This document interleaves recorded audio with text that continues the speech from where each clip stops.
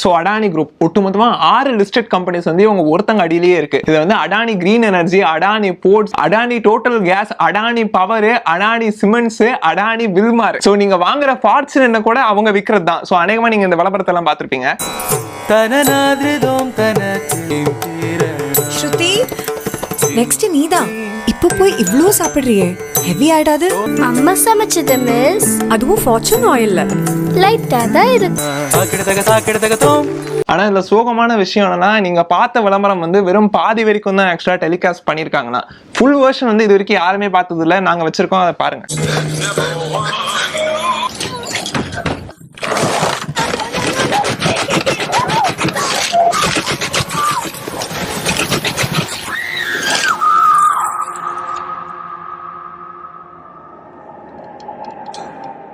Fortune Sunflower Oil.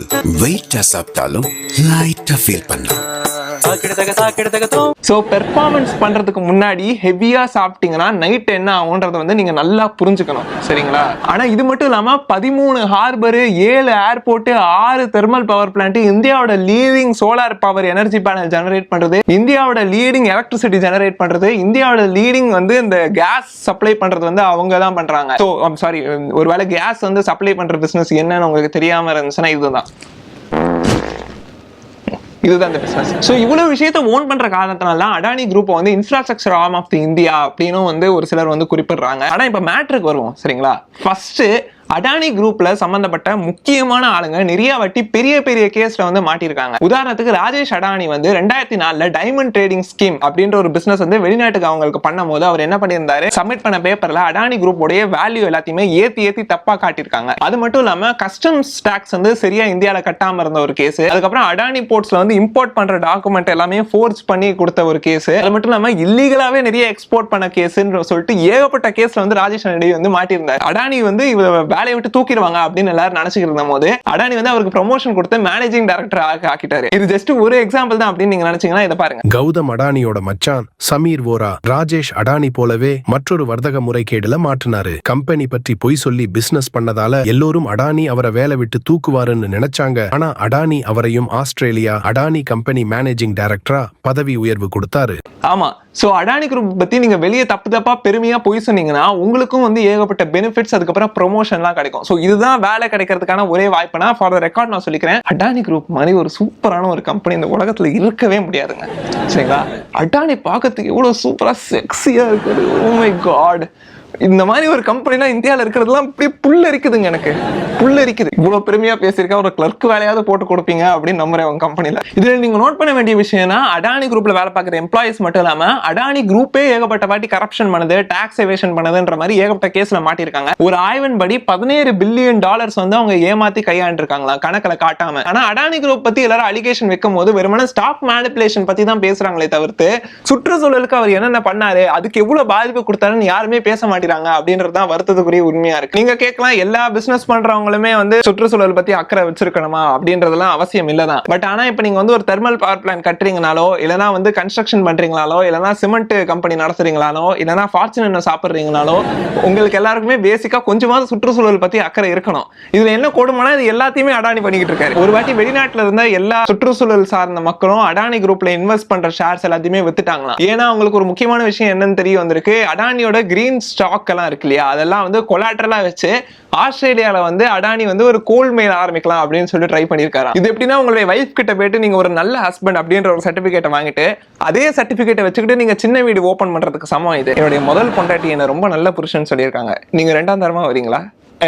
எனக்கு தெரிஞ்சு இதுதான் பாக்கியலட்சுமி சீரியலோட ஒன்லைனா இருக்கும் அப்படின்னு நினைக்கிறேன். நீங்க இதை நோட் பண்ண வேண்டிய விஷயம் என்னன்னா, ஹிண்டன்பர்க் சொன்ன அலிகேஷன்ஸ் எதுவுமே இன்னும் கோர்ட்ல நிரூபிக்கப்படல. சோ வந்து அடானி குரூப் வந்து உண்மையிலேயே மோசடி பண்ணிருக்காங்களா அப்படின்றதுக்கு வந்து எந்த ஒரு ப்ரூஃப்மே இல்ல. ஆனா ஒரு விஷயத்துக்கு வந்து ப்ரூஃப் இருக்கு. என்னன்னா, அதுக்கப்புறம் விக்கிபீடியா வந்து ஒரு ரிப்போர்ட் வந்து கொடுத்திருந்தாங்க. என்னன்னா, அடானி குரூப் வந்து ஏகப்பட்ட புது அக்கௌண்ட்ஸ் எல்லாம் ஓபன் பண்ணி அந்த புது அக்கௌண்ட்ஸ் எல்லாமே விக்கிபீடியா அவங்களுடைய பேஜ் எல்லாத்தையுமே ஆல்டர் பண்ணிருக்காங்களாம். படிச்சு பார்த்துட்டு இந்த லிங்க்ஸ் எல்லாம் ரிமூவ் பண்றது, ஏதாவது ஹிண்டன்பர்க் ரிப்போர்ட் வந்ததுக்கு அப்புறமா அதுக்கப்புறமா இனிமே நம்ம எதுவுமே லூஸ் விட்டுறக்கூடாது, நம்ம எல்லாமே வந்து கரெக்டா ஏதாவது இருக்கான்னு சொல்லிட்டு செக் பண்ணிட்டு எல்லாமே ஆல்டர் பண்ணிருக்காங்களா அவங்களோட பேஜ். இதை பத்தி விக்கிபீடியா கதறி மீடியா கிட்ட சொல்ல ட்ரை பண்ணாங்க, ஆனா யாருமே கண்டுக்கல அப்படின்றது தான் உண்மை. ஏன்னா ஒரு டைம் விக்கிபீடியாவே நான் சாக போறேன், எனக்கு ஒரு 10 ரூபாய் கொடுங்கடா மாசம் அப்படின்னு தொண்டை வலிக்க கத்தனும் போதே யாருமே கண்டுக்கல. சோ இதையா கண்டுக்க போறாங்க. சரி, இப்ப முக்கியமான மேட்டருக்கு வருவோம். அடானி குரூப்புக்கு கவர்மெண்ட் சப்போர்ட் இருக்கா அப்படின்றதான் இப்ப கொஸ்டின். பொதுமக்கள் கிடைக்கிற ஊடகத்துறை தகவல்லாம் வச்சு பார்க்கும் போது இருக்கிற மாதிரி தான் தெரியுது, ஆனா இல்ல, இருக்கு ஆனா இல்ல, அப்படிதான் ஆயிட்டு இருக்கு. சோ ஃபர்ஸ்ட் வந்து லேண்ட் அக்விசிஷன் கேஸ் வந்து சொல்லப்படுது. ஏப்ரல் 26, 2014 வந்து குஜராத் அரசாங்கம் இண்டஸ்ட்ரியல் டெவலப்மெண்ட்டுக்காக எல்லா கம்பெனிஸும் வாங்க, நாங்க வந்து நிலத்தெல்லாம் விற்கிறோம் அப்படின்னு சொல்லிட்டு ஒரு நோட்டீஸ் விட்டுருந்தாங்க. இதை பார்த்துட்டு வந்து ஃபோர்டு, டாடா, அதுக்கப்புறம் டிசிஎஸ், ஏகப்பட்ட கம்பெனிஸ் வந்து ரேட்டு இந்த நிலத்தெல்லாம் வாங்க ஆரம்பிச்சாங்க. இது வந்து ஒரு ஸ்கொயர் ஃபீட்டுக்கு வந்து 500 ரூபாயில இருந்து 1500 ரூபாய் வரைக்கும் அவங்க வித்துக்கிட்டு இருந்தாங்க. ஒரு சில கம்பெனிஸ்க்கெல்லாம் 6000 ரூபாய் ஒரு ஸ்கொயர் ஃபீட்டுக்கு கூட வித்தாங்க. ஆனா அடானி குரூப்புக்கு மட்டும் இவங்க கொடுத்த ரேட் என்ன தெரியுமா? 32 ரூபாயா. இதுதான் ஹையஸ்ட். லோவஸ்ட் வந்து 1 ரூபாய் ஒரு ஸ்கொயர் ஃபீட்டுக்கு வந்து அவங்க கொடுத்து வித்தாங்களா. ஒருவேளை நீங்க சொல்லலாம் அவங்க வாங்கின இடம் வந்து ஒருவேளை தூரமா இருக்கலாம், அந்த நிலத்தோட வேல்யூ உண்மையிலேயே கம்மியா இருக்கலாம் அப்படின்னு நீங்க சொல்லலாம், சான்சஸ் இருக்கு. ஆனா அன்னைக்கு நைட்டு அடானி வந்து வாட்ஸ்அப் ஸ்டேட்டஸ்ல வந்து ஃப்ரெண்ட்ஷிப் தான் சொத்து நமக்கு அப்படின்ற சாங் வந்து ஸ்டேட்டஸா வச்சிருந்தாரு. சோ அப்ப 2 பேருக்கும் தொடர்பு இருக்குன்னு தானே சம்பந்தம். ரெண்டாவது, அடானி குரூப்புக்கு வந்து ஏகப்பட்ட ஃபாரஸ்ட் கிளியரன்ஸ் வந்து கொடுத்திருக்கிறதா சொல்லப்படுது. அக்டோபர் 24, 2014 பிரதமர் மோடி வந்து அவங்க பதவி ஏற்றதுக்கு அப்புறமாவே கொடுத்த முதல் கிளியரன்ஸ் வந்து 350 ஏக்கர் காடுகளை அழிச்சிட்டு அடானி குரூப் வந்து ஒரு தெர்மல் பவர் பிளான்ட் கட்டுறதுக்காக கிளியரன்ஸ் கேட்டதாங்க. அதை கொடுத்தது தான் ஃபர்ஸ்ட் விஷயம். இதுக்கப்புறம் 2017 கொண்டியா ப்ராஜெக்ட்காக திருப்பி ஒரு காடு அழிக்கிறதுக்காக கிளியரன்ஸ் கொடுத்தாங்க. 2018 வந்து ஆயிரக்கணக்கான ஏக்கர்ல வந்து முந்திரா எக்கனாமிக் ஜோன் வந்து அவங்க அழிச்சிட்டு கட்ட போறதா சொன்னாங்க. அதுக்கும் வந்து கிளியரன்ஸ் கொடுத்துட்டாங்க. ஏகப்பட்ட காடுகள் வந்து அழிக்கப்பட்டிருக்கு. அங்க இருக்கிற ட்ரைபல் மக்களை கூட வந்து ப்ரொடெஸ்ட் பண்ணவங்க அரெஸ்ட் பண்ண கேஸ் கூட வந்துருச்சு. அப்ப எனக்கு தெரிஞ்சு 2018 வந்து அடானி குரூப் அடிக்காம விட்ட ஒரே காடு வந்து யோகி பாபுவோட தலை அப்படின்னு தான் நினைக்கிறேன். அதுக்கு அவர் பெர்மிஷன் கொடுக்கல, அதனால அவங்க அழிக்கல. மூணாவது முக்கியமான குற்றச்சாட்டு தான் வந்து கோல் ஸ்கேம் அப்படின்னு சொல்லப்படுது. ஆனா இதுல சர்ப்ரைசிங்கான விஷயம் என்னன்னா, இதை சொன்னது வந்து ஒரு ஊடகத்துறையோ இல்லைன்னா கவர்மெண்ட் கிரிட்டிக்கோ கிடையாது, நம்மளுடைய ஃபார்மர் ராஜ்யசபா மெம்பர் சுப்பிரமணிய சுவாமிநாதன் தான். இது உண்மையிலேயே ஒரு ஷாக்கிங்கான ஒரு ரிப்போர்ட் தான். இந்நேரத்துக்கு அவர் தாலி கட்ட வந்த பொண்ணு கூட என்னங்க சொல்றீங்க, உண்மையிலேயே அவரை எக்ஸ்போஸ் பண்ணாரு அப்படின்னு கேட்கும். என்னன்னா டிசம்பர் 2021 அடானி குரூப் வந்து அவங்களுடைய ஆஸ்திரேலியா மைன்ல இருந்து நிலக்கரி எல்லாம் எக்ஸ்போர்ட் பண்ண ஆரம்பிச்சாங்க. அதுக்கப்புறம் மே 2022 வந்து இந்திய அரசாங்கமும் கோலுக்கான இம்போர்ட் டியூட்டியை மட்டும் 2.5% இருந்து 0 வந்து கொண்டு வந்தாங்க. அதுக்கப்புறம் ஜூன் 2022 இந்திய அரசாங்கம் வந்து கோல் இந்தியாக்கு என்ன சொல்லியிருக்காங்கன்னா, நீங்க வந்து 12 மில்லியன் டன் வந்து நீங்க இறக்கிறதுக்கு வந்து ரெடியா இருக்கணும் அப்படின்னு சொல்லிட்டு அறிக்கை விட்டுருந்தாங்களா. அதே மாசம் அடானி குரூப் வந்து 8800 கோடி மதிப்புல வந்து ஒரு டெண்டர் வந்து விடப்பட்டிருக்கு. சோ இதுவும் நீங்க வந்து சொல்லலாம், ஒருவேளை இதுவும் கோஇன்சிடென்ஸா இருந்திருக்கலாம், உண்மையிலேயே அரசாங்கத்துக்கு வந்து நிலக்கரி தேவைப்பட்டிருக்கலாம். ஆனா வந்து அன்னைக்கு நைட்டும் அடானி அவருடைய வாட்ஸ்அப் ஸ்டேட்டஸ்ல வந்து ஏலே ஏலே தோஸ்துடா அந்த சாங் வந்து வச்சிருந்தாரு. அப்ப 2 பேருக்கும் தொடர்பு இருக்குன்னு தானே அர்த்தம்.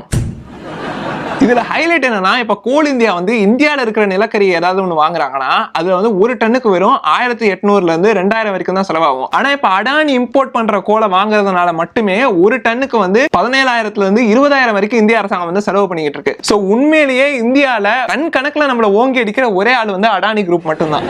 இது மட்டும் இல்லாம ஏகப்பட்ட வாட்டி டாக்ஸ் கட்டாம தப்பிச்சது, அதுக்கப்புறம் வெளிநாட்டுல பணத்தை டெபாசிட் பண்ணது, கரப்ஷன் பண்ணது போல ஏகப்பட்ட கேஸ் வந்து அவர் மேல வந்துச்சு. அதனாலதான் எதிர்க்கட்சிகள் எல்லாருமே ஜாயிண்ட் பார்லிமெண்டரி கமிட்டி அப்படின்னு கொண்டு வர சொல்றாங்க. இந்த கமிட்டி மூலமா உண்மையிலேயே அடானி குரூப் வந்து லெஜிட்டா இல்லையா அப்படின்றத வந்து கண்டுபிடிக்க சொல்றாங்க. ஆனா இதுக்கு வந்து பிஜேபி கவர்மெண்ட் என்ன சொல்றாங்கன்னா, உண்மையிலேயே நீங்க வந்து அடானி குரூப்புக்கும் பிரைம் மினிஸ்டர் மோடிக்கும் ரிலேஷன்ஷிப் இருக்குன்றதுக்கு வந்து ப்ரூஃப் காட்டுங்க, நாங்க வந்து ஜேபிசி உடனடியா கொண்டு வரோம் அப்படின்னு சொல்றாங்க. சோ நான் வந்து அவங்களுக்கு ஹெல்ப் பண்ணலாம்னு இருக்கேன். சோ இந்த போட்டோ ப்ரூஃப் எவ்வளவு ஜாலியா டாடா காட்டுறாரு பாருங்க. நினைச்சுங்க, ஆக்சுவலா உங்களுக்கு டாடா காட்டல, இந்த தேசத்தோட வளர்ச்சிக்கும் முன்னேற்றத்துக்கும் டாடா காட்டிக்கிட்டு இருக்காரு. அடானி குரூப் ஆக்சுவலா 2017 பிரதமர் மோடி அவர் எலெக்ஷனுக்கு போறதுக்காக மட்டுமே ஒரு பிளைட் 2 ஹெலிகாப்டர் வந்து ரெண்ட்ல கொடுத்திருந்தாங்கன்னா, ஆனா பத்தி பிஜேபி பார்ட்டி கிட்ட கேட்கும் போது அவங்க என்ன சொல்லியிருந்தாங்கன்னா, இல்ல நாங்க எல்லாமே வந்து காசு கொடுத்துதான் ரெண்ட்டுக்கு எடுக்கிறோம், அதுக்கே நிறைய செலவாகுது அப்படின்னு வந்து சொல்லியிருந்தாங்க. ஆனா அன்னைக்கு நைட்டும் பிரதமர் மோடி வந்து அவருடைய வாட்ஸ்அப் ஸ்டேட்டஸ்ல வந்து நல்ல நண்பன் வேண்டும் என்று அந்த சாங் வந்து போட்டிருந்தாரு. அப்ப 2 பேருக்கும் சம்பந்தம் இருக்குன்னு தானே அர்த்தம். உண்மையிலதான் நீங்க சில பேர் கேட்கலாம், சரி அடானி குரூப்புக்கும் பிரதமர் மோடிக்கும் சம்பந்தம் இருந்தா இருந்துட்டு போட்டோம், அதனால என்ன, அவர் தானே infrastructure arm of the India அப்படின்னு நீங்க சொன்னீங்கன்னா ரெண்டு விஷயம். ஒன்னு, அடானி குரூப் வந்து infrastructure arm of the India கிடையாது. ரெண்டாவது, ஒரு ஊர்ல வந்து ரத்தன் டாடா இருக்கும் போது இன்னொருத்தரை பார்த்து இன்ஃப்ராஸ்ட்ரக்சர் ஆர்ம் ஆஃப் இந்தியா அப்படின்னு சொல்றது எப்படின்னா, நானும் சூர்யாவும் இப்போ ஒரு ரூம்ல உட்காந்துக்கிட்டு இருக்கோம், ஒரு பொண்ணு வந்து உள்ள வந்து ஹே ஹேண்ட்ஸம், என்னையா, ஆமா ஒன்னதான் வா அப்படின்னு கூப்பிட்டா ஜோதிகா எவ்வளவு ஃபீல் பண்ணுவாங்க யோசிச்சு பாருங்க. இதுல நம்ம தெரிஞ்சுக்க வேண்டிய விஷயம் என்னன்னா, அடானி குரூப் வந்து கொடுத்ததை விட அதிகமா எடுத்திருக்காங்க அப்படின்னு தான் சொல்ல முடியும். ஏகப்பட்ட சுற்றுச்சூழல் அழிச்சது, வரி கட்டாம இருந்தது, அவங்களுடைய பணத்தை வெளிநாட்டுல டெபாசிட் பண்ணது, தப்பான முறையில ஸ்டாக் வேலையை ஏத்தி காட்டுதுன்ற மாதிரி இந்தியன் எக்கானமி வந்து அவர் உண்மையிலே ஹர்ட் தான் பண்ணிட்டு இருக்காரு. சோ இதுதான் பிரைம் மினிஸ்டர் மோடிக்கு வந்து தெரிவிக்கணும் அப்படின்னு நினைக்கிறேன். சோ அதனால தான் அவருடைய மனசை மாத்துறதுக்காக நான் என்னோட சொந்த முயற்சியில வந்து அவருக்கு வந்து ஒரு ஃபிளைட் 2 ஹெலிகாப்டர் வந்து வாங்கி கொடுக்கலாம் அப்படின்னு நினைக்கிறேன். சோ இந்த நிச்சயமா பிரதமர் மோடி அவர்கள் வந்து அடானி குரூப்போட எல்லா லிங்க்ஸையுமே கட் பண்ணிட்டாருன்னா இது வந்து உடனடியாக அவருடைய வாசல்லே டெலிவர் பண்ணிடலாம் அப்படின்ற ஒரு முடிவில் இருக்கேன். ஸோ இது வந்து உண்மையான ஒரு ஜோக் கிடையாது, சிரிக்க கூடாது யாரும், உண்மையிலேயே டெலிவர் பண்ணுவேன் நான். நீங்க அந்த நியூஸ் ஸ்டோரி வந்து எப்படியாவது அவரை பார்க்க வச்சு ஷேர் பண்ணுங்க, சரிங்களா?